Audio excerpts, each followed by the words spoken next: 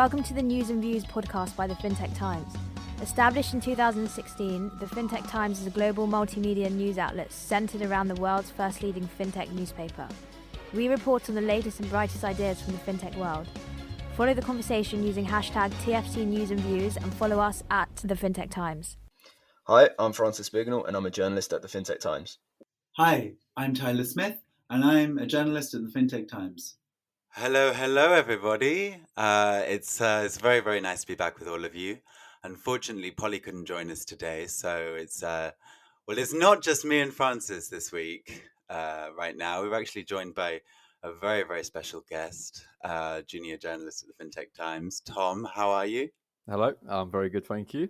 It's very nice to have you. Very, very good to have you. I was going to say it was quite strange to hear the hello everyone and it not be Polly's voice, but yeah, unfortunately she's not here today. But Tyler, is your article that we're going to be discussing from our point of view today. We do have a slight change in the way we're going to be doing things. For all our regular listeners, we've been doing 3 articles so far, but as we've now going to change to have a special guest, I think it's going to be, we thought it would be quite fun to have some quick fire questions, mainly fintech related, but some also less fintechy questions, just to spice things up a little bit. So the way that we're planning to do it is we're going to have these questions and then we're going to have our article analysis, and I'm very excited to dive right into this, really. So Tyler, why don't you give us a quick brief what your article is, and then Tom, why don't you give us a quick brief what you're going to be talking about? Fantastic. Thanks, Francis. Well, my article this week is looking at neurodiversity within the banking industry, and especially at the functionality of apps on the rise. It's very, very interesting. What about you, Tom? Yeah, so my article, I'm going to be talking about research that the FCA recently conducted on how people have been successfully avoiding investment scams, and also the regulator's new Scam Smart campaign. And that's going to be aiming to sort of tackle both investment and pension-based scams.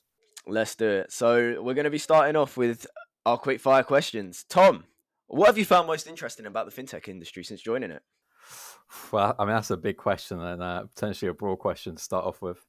I think for me, the things I found most interesting are probably the areas that hit most close to home, especially at the moment with the current sort of economic conditions that we're living with.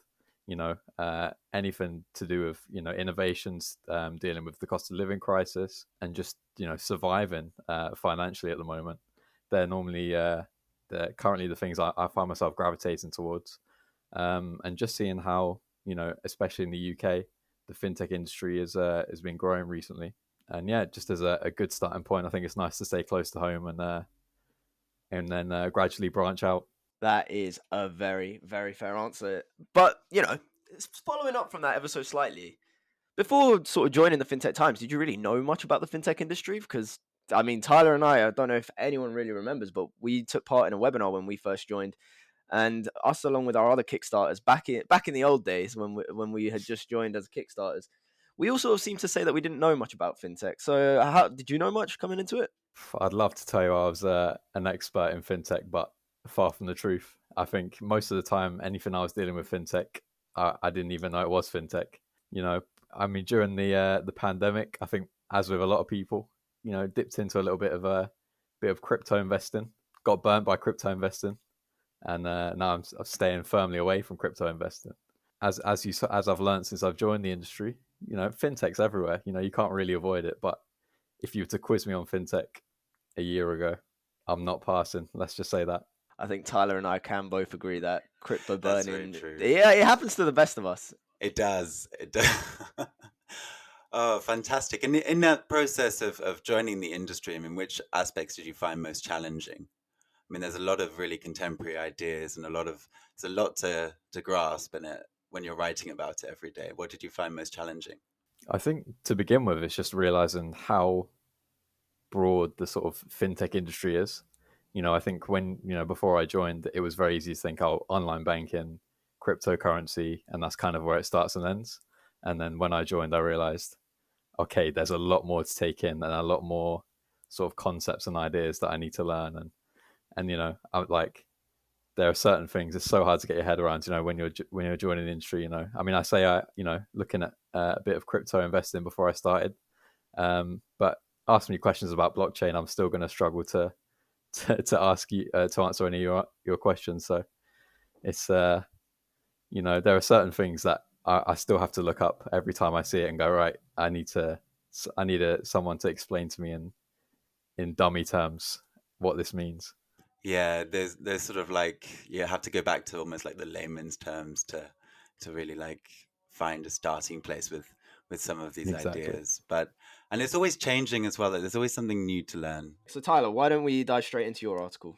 Fantastic. Well, thank you very much, Francis, and I'm very, very happy to be introducing this article. The main body of the article, which came out this week, was about Mahalo banking and its sort of need to recognize the facilitation of neurodiverse conditions within banking. So we think about digital interfaces and especially going into bank branches and using ATMs as a relatively simple process, but for people with neurodiverse conditions, and it's estimated that around a fifth of the world's population are affected by these conditions, it can be a real struggle. And this can include conditions like dyslexia, autism, epilepsy, ASD. It's a whole spectrum of conditions. But anyway, Malo Banking has unveiled a new banking solution, and it's specifically for credit unions in this instance. And it's basically just like an interface that will allow people, and especially people with epilepsy, to toggle between different functionalities, left and right mode. There's things like visual impairments about the text, making it more readable. It's difficult for me really to understand truly what the detriment of these conditions are, because I personally don't suffer with a neurodiverse condition. But I mean, this is really a good case of fintech for good at the end of the day. But what was really, really interesting, I mean, Mahalo Banking is a US institution, and I started to wonder, well, how aware is the banking industry of this stat that a fifth of the world suffer with neurodiverse conditions? And I began to do a little bit of digging in the US specifically. Huntington Bank, it formed a partnership with a similar kind of initiative called Magnus Mode, and that happened in December 2022. And it was to make the use of ATMs more accessible. Magnus Mode also formed a similar partnership with the American bank M&T back in June 2021. So I think it's more aware in the US. In the UK side of things, I saw Barclays are doing a lot with functionality. And also there was a little bit of buzz around a challenger bank called Neuros that was supposed to launch in April 2020, but unfortunately that never came to fruition. I did do a little bit of digging into that, but I don't think it came up. Its domain name is now shut down, so it's whatever an indication of it is. But I'm just wondering, from your take, we'll go to you, Francis, first, but do you think that given the prevalence of these conditions, do you think that the banking industry is aware of its importance? I think probably not. I think when we think of financial inclusion and fintech for good, I think our minds instantly go to the unbanked. So the people who previously have just been using cash and haven't had access to digital accounts and stuff like that. I think those are the ones that really stand out when people talk about financial inclusion. And rightly so. I mean, that's a very important aspect and thing that has to be discussed. But similarly, I think it is extremely important that those who have these neurodiverse conditions as well are able to get the most out of the services they're using. I mean, it isn't fair for them to suffer for something that's out of their control, And I just think ultimately, I don't know. If I'm being honest, in the few financial apps that I've used, I can't really think of anywhere that sort of said, "Do you have any sort of conditions that you would like to mention that can make us improve your experience?" And I think that really is like one of the most important things that just isn't considered. And I really think it is an important thing that banks must consider, really. And going forward, I really hope to see it more. And I think Mahalo Bank has done an excellent job, really, of leading the way. And I mean, you just need to see some of the comments, or that Denny Howell, the COO and co-founder of Mahalo, says. he explains how he's colorblind, I believe, and how that previously he didn't have anything that was really catering to that. And I mean, it seems simple, but it's incredibly important, and I think it is a game changer, really. Oh, absolutely. I mean, I loved all the points you raised there about financial inclusion. And if you think about it, like, even if you didn't have a neurodiverse condition up front, I don't see how this sort of level of functionality could not benefit someone. I mean, if you think about this is a wide example, but thinking about like left and right functionalities of certain apps, yeah, I see like the benefits as wide reaching in that sense. Tom, what are you making of this story? Yeah, I agree with both of you. To be fair, I think what Francis said. Like I actually checked my Barclays banking app, and I realized that there aren't actually any settings that I could find or that are immediately obvious that you can tailor the app to you at all, whether that be something for a neurodiverse condition or just changing the way it looks and the way it functions for you as a user. It kind of seems like you get given a one size fits all application, and then if for people with conditions that make using these apps difficult, if it seems like they just they're on their own when it comes to finding a workaround that might not be necessarily secure in order to use these. And you can argue like these types of non-visible disabilities, are definitely more excluded. Like if you go to a physical bank branch, you always have the big red button to open a door. There's ramps for wheelchairs users. So like physically, physical banks, they kind of have adapted for physical disabilities, but when it comes to online banking, it feels like it hasn't really kept up with inclusive design in the same way that they did when they're considering physical disabilities. Yeah, yeah, it's like you wonder like how customizable should it be? And I think in order to cater to everybody, you I think that these banks, and especially challengers who have sort of the digital advantage in a way, should seek to sort of maybe reconsider their design in certain aspects. I mean, you see quite good functionality on mobile devices anyway. So I think, yeah, I think banks should really be tapping into this. And just to finish off, I mean, it's especially poignant because I just wanted to mention that Neurodiversity Week is coming up in March 13th and 19th. So I think it'd be a really good time for the industry to discuss this topic. Just before we move on, Tyler, I just wanted to say as well, it surprises me that we haven't really seen anything done, because I think most financial institutions like to push their inclusivity. Like you see braille cards and stuff for those who are blind. So it really does come as a shock that, and again, it's kind of like what Tom mentioned. It's this idea that if it's not something big and obvious, perhaps, and sort of physical, then it doesn't really get as much attention. And I think that's really the wrong approach to have. So yeah, as you said, with is it the Neurodiversity Week this week, or did you say, or was it going to come up? It's on the Yeah, this it's week. on the 13th of March. It begins on the 13th. Oh, of so it's March. coming up. Yeah. So I think now is as good a time as any for banks to really reconsider their offering. That's really, really fantastic. And I hope that they do as well. I hope we see more of this, especially in the UK market at least. But yeah, it's very, very interesting. Why don't we move on to Tom's article? Tom, you mentioned the FCA in the introduction. Can you tell us more about what the article's about? Yeah, absolutely.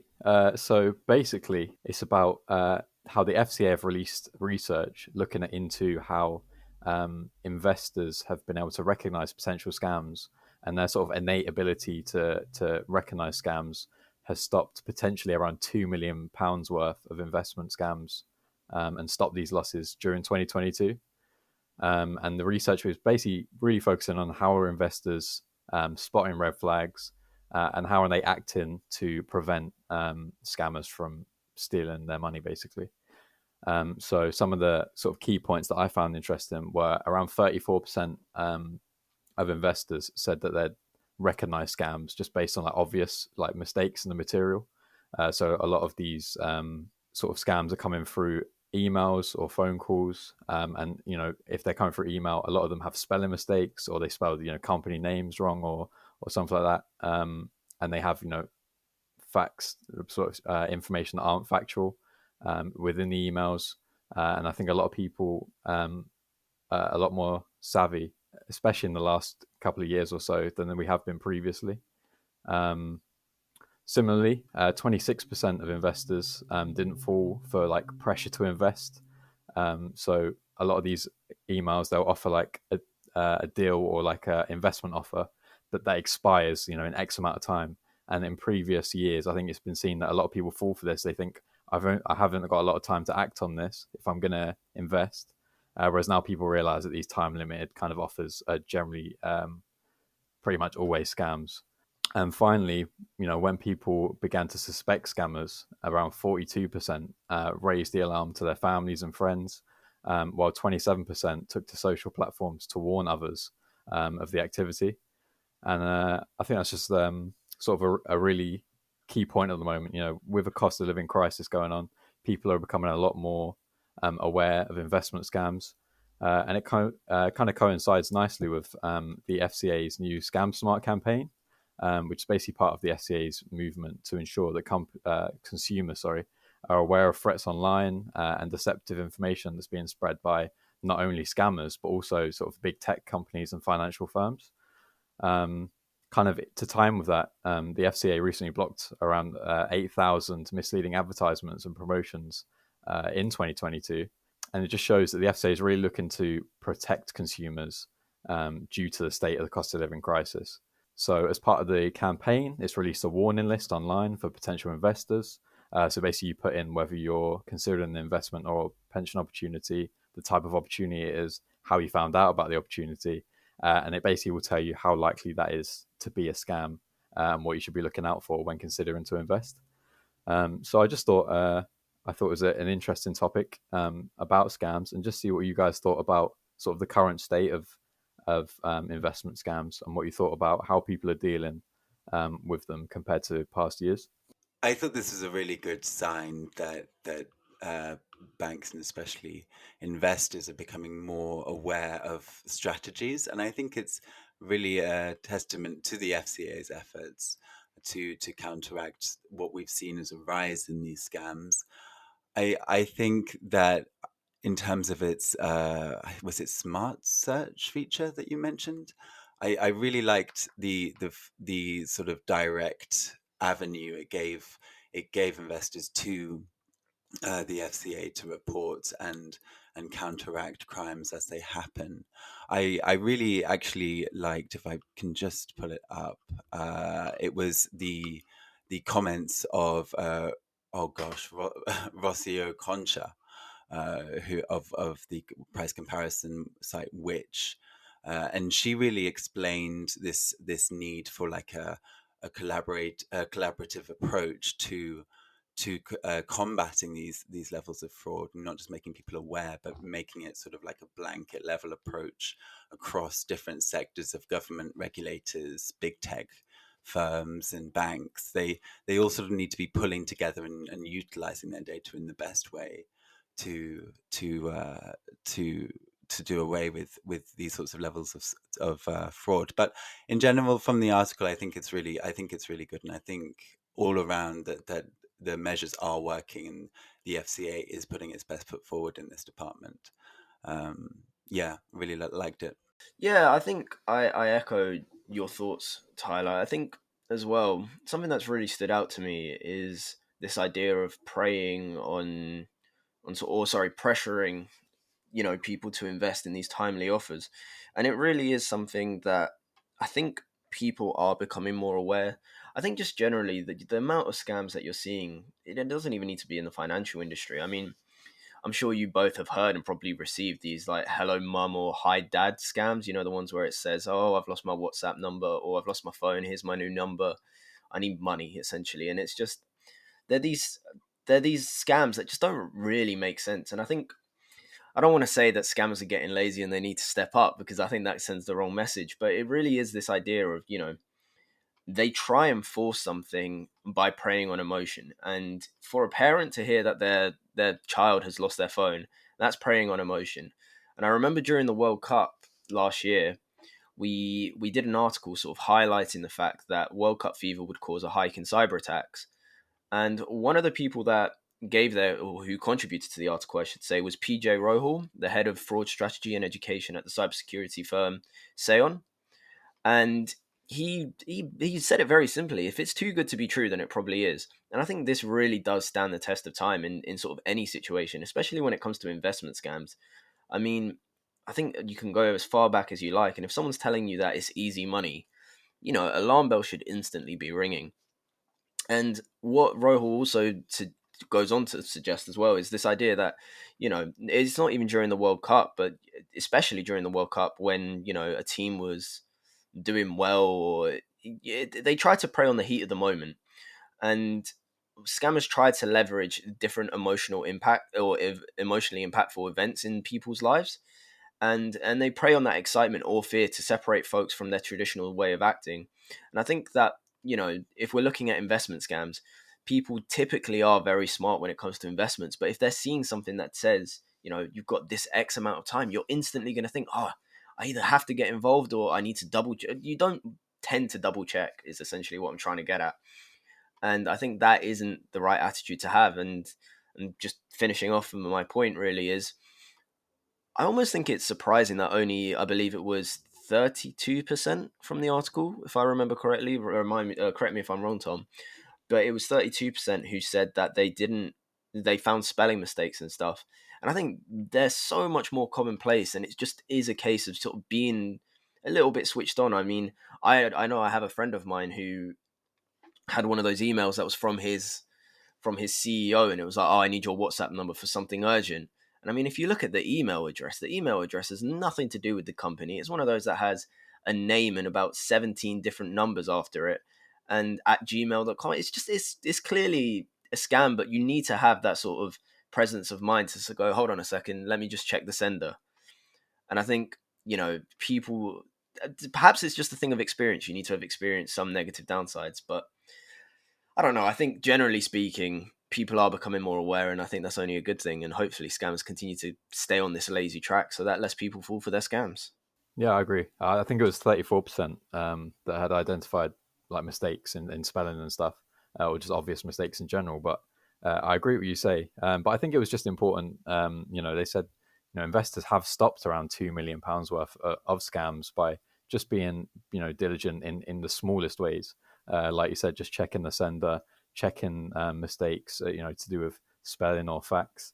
And I think, as you said, it comes down to experience. And I think the more time that passes, the harder and harder it becomes for scammers to sort of rope people into things that aren't real. And people are becoming more aware across all ages, really. I think there's a very interesting point there, though, when you're looking at the £2 million figure. Or is it $2 million or £2 million? Pounds. So I think when you're looking at that figure, from our standpoint, 2 million probably seems like a huge amount of money, right? But I think when you're looking at the investment side of things and you actually look at how much people are investing, I mean, you talk about our little crypto endeavors. I mean, they don't even compare, I should say, to some of the investments that you're seeing. So I think while 2 million is impressive, I think probably more still needs to be done to sort of raise this awareness, because I think in the grander scheme of things, unfortunately, 2 million doesn't. I mean, maybe this is just me being naive, but I don't think it is. I think 2 million in the grander scheme of things is a considerable amount of money, but it's not. There's still so much more that could have been saved, I think, at least. Those were really, really interesting thoughts, and I think we've discussed two really, really great topics today in the podcast. But moving swiftly on, we're going to finish off with what I learned this week. So being fintech journalists, we come across a lot of news on our news desk every day, and we always pick up on what's going on and what the latest news is and what the latest innovations are. So this is just to highlight our findings for the week. So Francis, why don't we start with you? What did you learn this week? Cheers, Tyler. So yeah, this week I learned that NatWest Pocket Money app Rooster Money has made its prepaid kids debit card subscription completely free to customers of the bank. However, the offer is available to up to 3 children aged 6 to 17 per family, and it enables both children and adults to manage pocket money in one account. And this was previously charged at $1.99 a month. However, now free. So more accessible financial education, I think, is always a win. Fantastic. I love that. And Tom, what did you learn this week? On a similarly positive note, I was looking at the Alison Rose review that came out for 2022, and I found out the women founded over 150,000 new companies in 2022, and that number represents more than twice the number of companies founded by women in 2018. And I think that just shows that the industry is coming a long way into becoming more inclusive, and certainly not all the way there yet, but it's made leaps and bounds in the last few years in terms of women CEOs and women founders. Fantastic. Well, I hope we can expect more of that to be covered in the coming year. What I learned this week was I came across a piece of information from App Radar, and it said that in terms of app downloads for banking apps, UK and European challenger bank apps increased in downloads by 11% on between 2021 and 2022. However, in the same time, the number of downloads for legacy banking apps decreased by 1.5%. So it really does show that there is a widening gap between the popularity of these apps, and perhaps that could be down to the challengers' sort of digital agility in a way. So yeah, very, very exciting. But that brings us to an end of this podcast. And what a podcast it's been. Tom, thank you so much for joining us today. It's been great to have you, and to have your insight for the conversation's been fantastic. And thank you to all of our listeners, of course. If you'd like to catch up with any of these stories and more information on the latest fintech industry movements, please head on over to thefintechtimes.com, where you can catch up with everything. But for now, thank you very much, Francis and Tom. And I hope to see you guys and hopefully Polly with us again next week. Absolutely, I've really enjoyed it, and I think as well, just to quickly, if our listeners have any feedback on the new way that we're doing the podcast, it would be fantastic to hear. But yeah, Tom, thank you ever so much for joining us today. Tyler, I will see you next week, and hopefully Polly will be back with us. Thanks for listening to the News and Views podcast by the Fintech Times. Don't miss next week's episode and continue the conversations using hashtag TFT News and Views, and follow us at the Fintech Times.